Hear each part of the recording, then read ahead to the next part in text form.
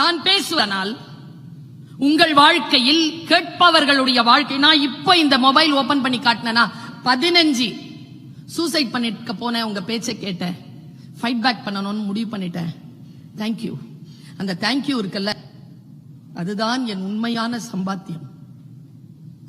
என் பேச்சின் சம்பாத்தியம் உண்மையான சம்பாத்தியம் இந்த தேங்க்யூ தான்.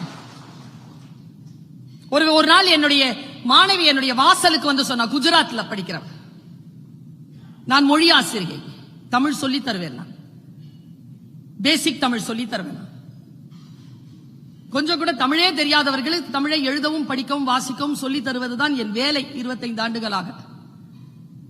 மொழியாசிரியராக இருக்கக்கூடிய என்னுடைய வாசலுக்கு வந்து அந்த குஜராத் குழந்தை என்கிட்ட சொல்லிட்டு போகுது, தேங்க்யூ, எனக்கு இப்போ எழுத படிக்க தெரியும். அதை விட பெரிய ஊதியத்தை நான் என் வாழ்க்கையில் பெற்றதே கிடையாது. இந்த குழந்தை இருக்கல, நான் எங்க அம்மா சொன்ன ஒரு வார்த்தையை உங்க எல்லார்கிட்டையும் சொல்றேன். நாம் எல்லோரும் சந்தித்து இருப்போம். பொறாமப்படுவாங்க பாருங்க சில பேரு, பக்கத்துல நிக்க முடியாதுங்க, துணி எறிகிற வாசனை இருக்கு, பயங்கரமா கிடைக்கும். எது பொறாம தெரியுமா? இந்த உலகத்தில் பல துரோகிகள் இருக்காங்க, பல பொறாமைக்காரர்கள் இருக்கிறாங்க. பொறாமை என்பது மற்றவர்கள் நன்றாக இருக்கிறான் என்பதற்காக அப்படி வயிறேறிய அது இல்லையா பொறாமை. அடுத்தவர்கள் தோல்வி உறுகின்ற பொழுது, அடுத்தவர்கள் வீழ்கின்ற பொழுது யாராவது மகிழ்கிறார்கள் என்றால் அவர்கள் தான் பொறாமைக்காரர்கள். அந்த குணம் இல்லாமல் இருக்க வேண்டும். நாம் துரோகம் தான் செய்வார்கள். எங்க அம்மா சொன்ன ஒரு வார்த்தையிலிருந்து நான் யாரிடமும் எதையுமே எதிர்பார்ப்பதில்லை. பாருங்க, சாப்பாடு போடுறோம் ஒருத்தங்களுக்கு, சொல்ல மாட்டாங்களே, கரெக்டா தேங்க்ஸே கிடைக்காது, சாப்பிட்டு அப்படியே போயிருவாங்க. எங்க அம்மா சொன்னா, சாப்பாடு போட்டுட்டு அவங்க நன்றி சொல்வாங்கன்னு எதிர்பார்க்காத. ஏன் அம்மா? அவங்க சாப்பிட்டாங்கல்ல, சாப்பிடும் போது அவங்களுடைய வயிறு தணிஞ்சது இல்ல, குளிர்ந்தது இல்ல, அது பிரபஞ்சத்தை கிட்ட போயிடுச்சு. அந்த நன்றி உனக்கு எப்பொழுதாவது வந்து சேரும். வாயில் இருந்து வார்த்தைகளை எதிர்பார்க்காதே. இது எல்லாம் என் வாழ்க்கையில் எனக்கு நான் கற்றுக்கொண்ட மிகப்பெரிய பாடங்கள். நான் சும்மா சொல்றேன்னு நினைக்காதீங்க. நீங்கள் செய்யக்கூடிய ஒரு சிறிய நன்மை, சிறிய அறம், சிறிய தர்மம் ஏதோ ஒரு வகையில ஒரு சுத்திட்டு உங்க கிட்ட வந்து சேரும். நான் ஒரு கருத்தை சொல்றேன். சமீபத்துல நான் பேஸ்புக் படிச்சிட்டு இருந்தேன். சில தகவல்கள் அதுல ரொம்ப நல்ல அனுபவங்களை எழுதுவாங்க. அப்படி ஒருத்தருடைய அனுபவம் படிச்சுட்டு நான் அது என்னுடைய மரணம் வரைக்கும் என்னால மறக்க முடியாது. சில விஷயங்களை மறக்க முடியாதுல்ல, படிக்கிறது எல்லாமே ஞாபகம் வருது. மறக்கவே மறக்காதுங்கிற ஒரு விஷயத்தை நான் சொல்றேன். முடிஞ்சா நீங்களும் மனசுல எடுத்துட்டு போங்க. இந்த பிரபஞ்ச சக்தி இருக்குல்ல, யூனிவர்ஸ், இந்த பிரபஞ்ச சக்தி அற்புதமானது. எனக்கு தெரியாது, நீங்கள் எல்லோரும் இங்கே வந்து சேர்வதற்கு அந்த பிரபஞ்ச சக்தி உங்களுடைய ஆழ் மனதோடு ஏதோ ஒரு வகையில் தொடர்பு கொண்டிருக்கிறது. ஏதோ ஒரு வகையிலே உங்களை அதற்கு பிடித்திருக்கிறது. அது ஏதோ ஒரு வகையிலே உங்களை கீழே விழாமல் பிடித்துக் கொண்டிருக்கிறது. என்னையும் அப்படித்தான் என்று நான் நினைக்கிறேன். அகத்தியன் என்கின்ற ஒரு திரைப்பட டைரக்டர் தெரிஞ்சிருக்கும்னு நினைக்கிறேன். அகத்தியன் நிறைய படங்கள் எடுத்திருக்காரு. அவர் ஆரம்ப காலங்களில் ஸ்ட்ரகிள் பண்ற நேரத்தில் நடந்த விஷயம், சின்ன ரூம் எடுத்து 4-5 பேர் ஒருத்தரோட ஒருத்தர் அப்படியே நெருக்கமா வாழ்ந்து வாய்ப்பு தேடிக்கொண்டிருந்த காலகட்டத்தில் அவங்க ஊர்ல இருந்து போன் அப்படியே எழுதுறாங்க. அவர் பதிவு முடிஞ்சா அந்த அகத்தியன் சாருடைய பேஸ்புக்ல நீங்க முடிஞ்சா இந்த பதிவை படிச்சு பாருங்க. போன் வருது, அப்பா இறந்துட்டாருப்பான்னு அவங்க அம்மா அழுறாங்க போன்ல. ஊருக்கு போனோம்னா 200 ரூபாய் வேணும். எப்படியோ 200 ரூபாய் தேத்திட்டு போயிட்டார். சாவு முடிஞ்சது, திரும்பி வந்துட்டார்.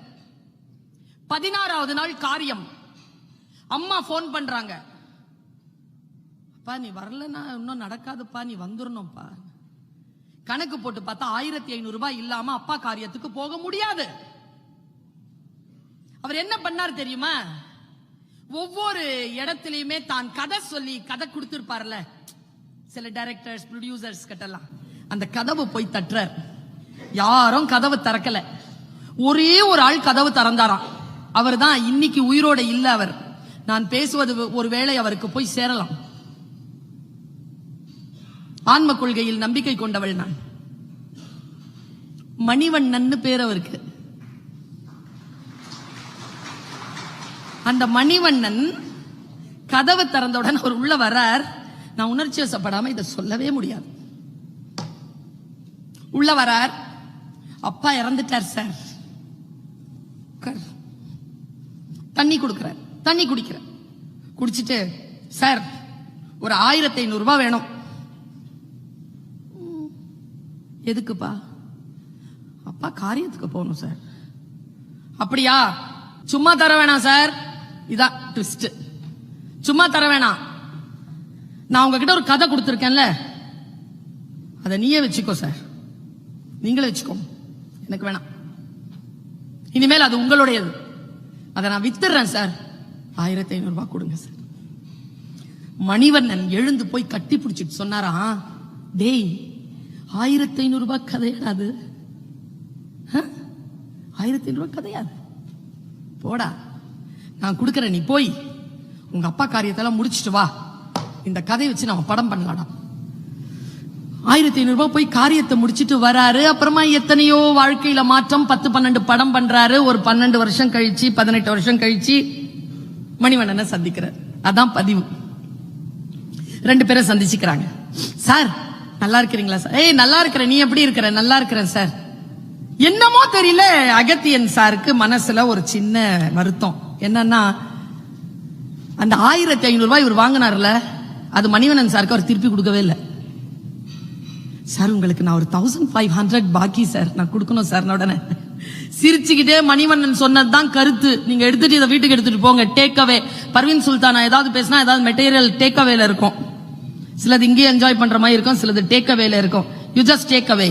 இளைஞர்கள் கேட்டுக்கொள்ளுங்கள். அவர் சொன்னார், என்னை வச்சு எவ்வளவுப்பா படம் பண்ணிருக்க நீ? இது வரைக்கும் ஒரு 7-8 படம் பண்ணிருக்கேன். எவ்வளவு சம்பளம் கொடுத்திருக்க தெரியுமா நீ? தெரியாது சார், ப்ரொடியூசருக்கு தான் தெரியும். 75 லட்சம் ரூபாய் கொடுத்திருக்க. சரி சார், அதனால நீ எனக்கு கொடுக்க வேண்டாம். இப்போ இல்ல சார், அது உங்களுக்கு உங்களுடைய நடிப்புக்கு கிடைத்த கூலி. ஆனா நான் உங்ககிட்ட வாங்கினது கடன். அந்த 1500 ரூபாய் நான் உங்களுக்கு கடன் தானே சார். நான் இல்லைன்னாரு அவரு. இல்லைன்னு சொன்ன மணிவண்ணன் சொன்ன கருத்து தான் இன்றைக்கு உங்களுக்கும் எனக்கும் டேக்கவே. அவர் சொன்னாரா, இந்த பிரபஞ்சம் இருக்குல்ல, இந்த பிரபஞ்சம் ஒரு நாள் கீழே பார்த்துட்டே இருந்திருக்கு. ஒரு பையன் 1500 ரூபாய் தேடி ஒவ்வொரு கதவா தட்டி இருக்கான். அந்த பிரபஞ்சத்து கையில 75 லட்சம் ரூபாய் படம் இருந்திருக்கு. இந்த பையனுக்கு யார் 1500 ரூபாய் கொடுக்கறாங்களோ அவங்களுக்கு இந்த 75 ரூபான்னு அது கணக்கு போட்டு வச்சிருச்சு. நான் கொடுத்தனா 75 லட்சம் ரூபாய் பிரபஞ்சம் என் கிட்ட இருந்து கொடுத்துருச்சு. உனக்கும் எனக்கும் கணக்கு சரியா போச்சுப்பா, நீ எனக்கு கடனாளி இல்லை என்று அவர் சொன்னார். நாம் செய்யக்கூடிய ஏதோ ஒரு பணி சுத்தி அடிச்சுக்கிட்டு நம்ம கிட்ட வரும். நான் இப்படி சொல்றேன், பயந்துராதீங்க. நாம ஒரு தப்பு பண்றோம்னு வச்சுக்கோங்களேன், நாம ஒரு அறம் செய்யறோம்னு வச்சுக்கோங்களேன், அது இந்த பிரபஞ்சத்தில் மிச்சம் இருக்கும். நாம் பிழை செய்தால் அந்த பிழையை நாம் மறக்கலாம். பயப்படாதீங்க, மனசுல ரொம்ப ஆழமா புரிஞ்சுக்கோங்க இத. நாம் ஒரு பிழை செய்தால் அந்த பிழையை நாம் மறக்கலாம். பிழை செய்த நம்மை நாம் மன்னிக்கலாம். ஆனால் அந்த பிழை நம்மை மறப்பதும் இல்லை, நம்மை மன்னிப்பதும் இல்லை. வந்து சேரும்.